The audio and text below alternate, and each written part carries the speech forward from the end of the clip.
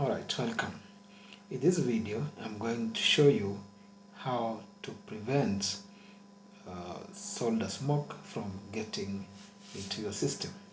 So this solder here, when you're doing the soldering job, it produces smoke, and you're supposed to prevent it from getting breathing in the solder.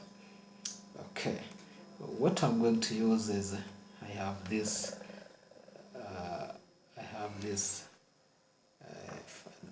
fan from an old computer, and so what I'm going to do is I'm going to test. You can see some smoke running away from you, so make sure you place in such a way that when you're soldering, the smoke will be taken away from you.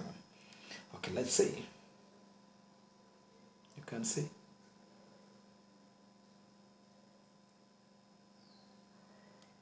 You can see the smoke is literally going away from you. Thank you very much for watching.